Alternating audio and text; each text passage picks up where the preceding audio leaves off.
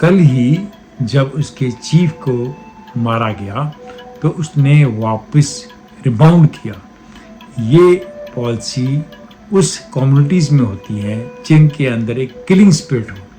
अगर हम इससे सीखें तो हमें अपनी लड़ाइयाँ जो हमारी अलग हैं, हमारी आज लड़ाई शायद बंदूक या तोप से नहीं है, पर हेल्थ, एजुकेशन और मैन्युफैक्चरिंग जो हमारे लिए बहुत बड़ी प्रॉब्लम्स हैं, उसको जीतना। ईरान एक बहुत बड़ा मॉडल है जिसे हम अपनी ज़िंदगी में ले सकते हैं।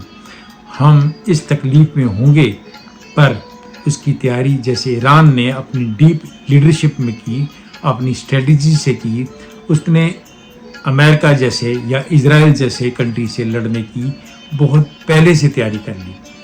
ऐसे ही हमें अपनी जंग के लिए तैयारी करनी। ईरान की लड़ाई से जो सीखना है, ईरान जिसे बहुत हल्के में लिया जा रहा था और जिसने 20 दिन तक तो लड़ाई खींची थी, अमेरिका की सारी स्ट्रेटजी, इजराइल की सारी ताकत, इंटेलिजेंस फेल नज़र आ रही है। नमस्कार, आदाब, सत श्री अकाल।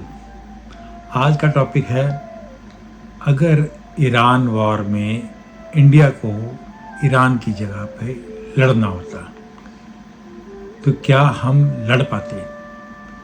अजीब सा क्वेश्चन लगेगा, पर 3 तरह के लोग होते हैं। एक वो जो चोट लगने से संभल जाते हैं, और दूसरे जो दूसरे की चोट लगने से संभल जाते हैं, और तीसरे वो जो बार बार चोट लगती है समझते नहीं। तो समझदार वही है जो दूसरे की चोट से कुछ सीख ले। 20 दिन हो गए हैं आज ईरान की वॉर को। अमेरिका जैसा ताकतवर और शक्तिशाली जिसने ईरान के ऊपर अटैक किया, साथ में इजराइल भी उसके ऊपर अटैक कर रहा है। ऐसी 2 ताकतों के बीच में ईरान को लड़ना पड़ रहा है और पहले ही दिन में उसके बहुत बड़ी लीडरशिप मारी गई। अगर सोचें कि हम उसकी जगह पे होते तो क्या होता? इंडिया ने आज तक इतनी लंबी लड़ाई लड़ी ही नहीं।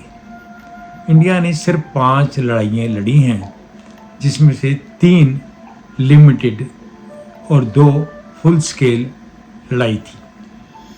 अगर 1965 और 1971 की वार को हम समझें तो हमने फुल फ्लेज वॉर लड़ी है, एक 35 दिन की और एक 13 दिन की। 1971 की मल्टी लेवल पर लड़ाई हुई, ईस्ट में भी और वेस्ट में भी, और उसके बाद हमने 13 दिन में ही लड़ाई ख़त्म कर दी। तो इंडिया के पास कोई लंबी लड़ाई फुल फ्लेज लड़ने का अभी तक एक्सपीरियंस नहीं है। ईरान की लड़ाई से जो सीखना है, ईरान जिसे बहुत हल्के में लिया जा रहा था और जिसने 20 दिन तक तो लड़ाई खींची थी, अमेरिका की सारी स्ट्रेटजी, इजराइल की सारी ताकत, इंटेलिजेंस फेल नज़र आ रही हैं। लड़ाई कैसे होगी, कब ख़त्म होगी, ये कोई नहीं जानता, पर अभी तक का ईरान को सैल्यूट। क्यों? क्योंकि उसने बहुत अच्छी प्लानिंग की हुई थी, अपनी वीकनेसेस को जानता था और अपने दुश्मन की चालाकी को भी जानता था। इसलिए उसने सस्ते ड्रोन से ही अमेरिका और इजराइल को तंग कर रखा है। पूरी लीडरशिप को ख़त्म करना और आज उसका सेकंड लीडर को मार देना जो डिफेंस का चीफ था। पर इसके बाद भी ईरान हिला नहीं। अब हम आते हैं अपने ऊपर। अगर यही लड़ाई हमने लड़नी होती तो क्या हम लड़ पाते? इंडिया के इतिहास में इंडिपेंडेंस के बाद कभी भी इतनी बड़ी या लंबी लड़ाई हमने देखी ही नहीं। हमने 2 लड़ाइयाँ बड़ी देखी हैं, पर हमने हमेशा ही नॉन अलाइनमेंट की पॉलिसी को माना है।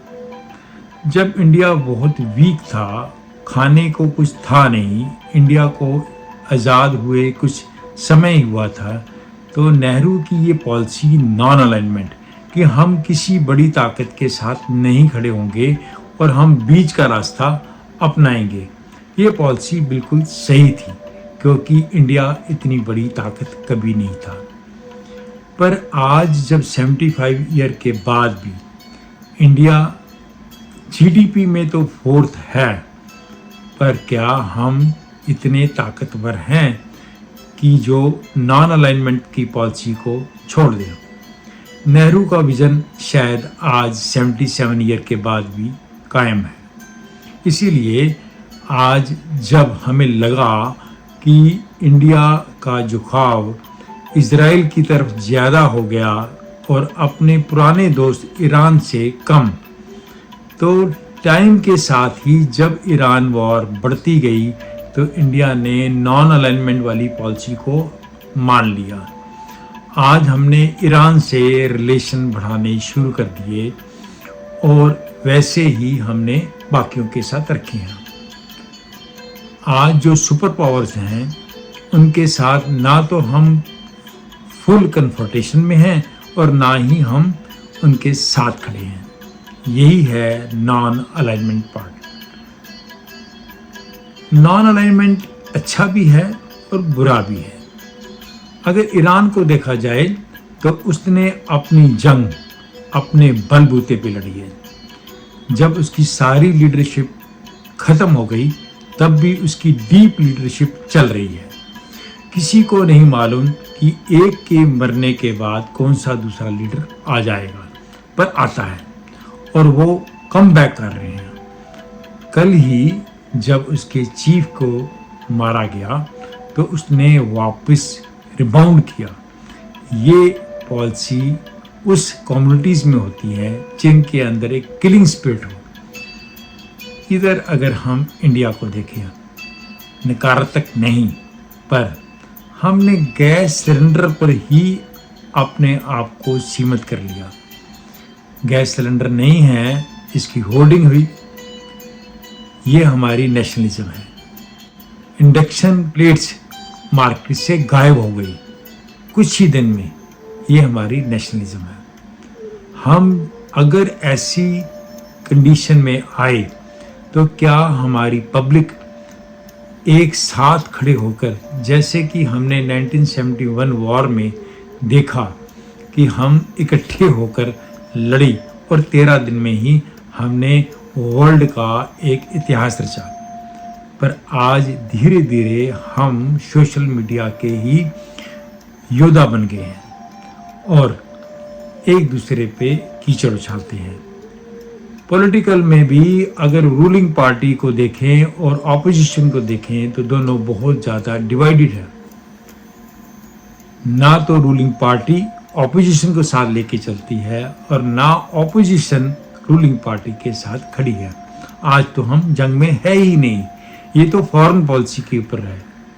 और ये फॉरेन पॉलिसी अगर हम कभी भटकते हैं, क्योंकि यूएसए बार बार हमें बेइज्जत करता है और हमें टैरिफ वॉर के अंदर घसीट रहा था, हमने ईरान की तरह उसको कन्फ्रंट नहीं किया, हमने उसे कॉम्प्रोमाइज़ करने की बात की और नेगोशिएशन से ख़त्म किया। पर वर्ल्ड इकॉनमी या वर्ल्ड स्ट्रेटजीज बदलती रहती हैं। जियोपॉलिटिक्स के अंदर हम कभी रशिया के साथ होते हैं, कभी हम अमेरिका के साथ होते हैं, कभी कभी हम चाइना के साथ भी हो जाते हैं। अभी की हालात में हम इजराइल के बहुत करीब चले गए थे, पर हालात ऐसे बने कि हमें ईरान के पास आना पड़ा। मैं फॉरेन पॉलिसी के बारे में कमेंट नहीं करना चाहता। हमारी जंग तो बहुत सारी हैं। हमारी जंग पॉवर्टी पे है, मैन्युफैक्चरिंग पर है, हमारी एम्प्लॉयमेंट पे है, सफाई पर है, एथिक्स पर है, भाईचारे पे है, पर हम किसी भी जंग को एक ईरान की तरह लड़ नहीं रहे। ना हम पूरी लड़ाई तैयारी से करते हैं, ना उसको जीतने का जज्बा रखते हैं। और ये अगर हम ऐसी अवस्था में हो जाएं कि हम ईरान की जगह ले लें, तो शायद हम जंग के लिए तैयार ही नहीं।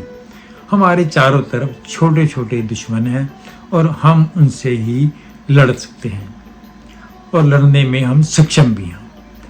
पर 77 ईयर के बाद भी हमारे पास ईरान की तरह ड्रोन का जखीरा नहीं है। उसकी नेवी नहीं थी, उसकी एयरफोर्स नहीं थी, पर वो मिसाइल्स और ड्रोन से ही जंग लड़ रहा है और उसने बड़ी ताकत को एक सामने से टक्कर दिया। अगर हम इससे सीखें तो हमें अपनी लड़ाइयाँ जो हमारी अलग हैं, हमारी आज लड़ाई शायद बंदूक या तोप से नहीं है, पर हेल्थ, एजुकेशन और मैन्युफैक्चरिंग जो हमारे लिए बहुत बड़ी प्रॉब्लम्स हैं, उसको जीतना है। हमारा दुश्मन चाइना है और वो मैन्युफैक्चरिंग में है। हमें अगर उसका मुकाबला करना है तो हमें एक असली जंग जैसे ईरान ने लड़ी है वैसे लड़नी है।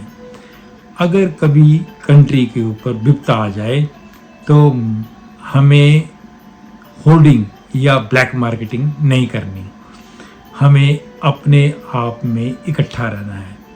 सोशल मीडिया ने 20% की आबादी को तो अलग ही करने की ठान रखी है। अगर गवर्नमेंट इस बात को नहीं समझती कि 20% की आबादी जो इंडियंस हैं, अगर हम उनको नाराज़ रखेंगे या उनको अलग करने की सोचेंगे तो कभी भी इस मुल्क के अंदर कोई भी लड़ाई जीती नहीं जा सकती। हमेशा लड़ाई यूनिटी से लड़ी जाती है। अमेरिका ने सोचा था कि ईरान एक दिन में टूट जाएगा, उसके अंदर ही बगावत होगी और वो अपनी लीडरशिप के अगेंस्ट खड़े हो जाएंगे। पर 20 दिन की बहुत तबाही के बाद भी जब उसकी लीडरशिप को मारा जा रहा है, सिविलियंस को मारा जा रहा है, बच्चों को मारा जा रहा है, उसके इंफ्रास्ट्रक्चर इंस्टॉलेशन को ख़त्म कर दिया गया है, तब भी ईरान खड़ा है। ईरान से सीखने का है। अमेरिका से क्या सीखें? अमेरिका ने तो वर्ल्ड को एक ऐसी जंग में घुसेड़ दिया है और इकोनॉमिक प्रॉब्लम खड़ी कर दी हैं, पहले टैरिफ वॉर से और अब इस जंग से। ईरान को शाबाशी इस बात की भी कि जब अमेरिका को सामने खड़े होकर कोई जवाब नहीं दे रहा था तो ईरान खड़ा है। ईरान का नुकसान काफ़ी है, हो सकता है वो जीते भी ना। 20 दिन की इस जंग में अभी तक ईरान बहुत आगे है और जैसे हमने पहले कहा, 3 लोग हैं जो गलतियां कर कर के समझते नहीं, वो मूर्ख हैं, और समझदार वही है जो दूसरे की गलती से सीखे और अपने आप को तैयार करे। तो जो सवाल था कि हम क्या इस जंग में होते तो हम जीतते, पहली बात, हम इतनी बड़ी जंग लड़ते ही ना, क्योंकि हमारी डे 1 से नॉन अलाइनमेंट की पॉलिसी और नेगोशिएशन की पॉलिसी हमें इतनी लंबी जंग करने की इजाज़त ही ना देती और हम इसके लड़ने के लिए कभी तैयार ही नहीं। ये हमारी बहुत बड़ी कमी है। हमें लड़ाई के लिए तैयार होना है, क्योंकि सर्वाइवल हमारा इसी में होगा जब हम अपनी एजुकेशन सिस्टम को, अपनी हेल्थ सिस्टम को, अपनी पॉवर्टी को, अपनी बेरोज़गारी को, इनको अपना दुश्मन मानकर लड़ाई करें। और जैसे ईरान ने अपनी जंग को 20 दिन, जो दुनिया ने कभी सोची भी नहीं थी, जीतने के कगार पर ले आया है, वैसे ही हम अपनी जंग को लड़ने की तैयारी करें, अपने भेदभाव को हटाएं और जो ये सोचते हैं कि हमें 20% के लोगों से भी हम गुजारा कर सकते हैं, वो इस गलतफहमी में ना रहें। हर एक शख्स की, हर एक व्यक्ति की ज़रूरत होती है एक देश, एक सोसाइटी, एक समाज को बनाने के लिए। ईरान एक बहुत बड़ा मॉडल है जिसे हम अपनी ज़िंदगी में ले सकते हैं। हम इस तकलीफ़ में होंगे पर उसकी तैयारी जैसे ईरान ने अपनी डीप लीडरशिप में की, अपनी स्ट्रेटजी से की, उसने अमेरिका जैसे या इजराइल जैसे कंट्री से लड़ने की बहुत पहले से तैयारी कर ली। ऐसे ही हमें अपनी जंग के लिए तैयारी करना है। उम्मीद करते हैं हम इस तैयारी के लिए अभी से शुरुआत करेंगे। आपको ये वीडियो कैसी लगी, आप इस पर कमेंट कीजिए। आपके सजेशन अगली वीडियो के लिए सहायक होंगे। नमस्कार, सत श्री अकाल, आदाब।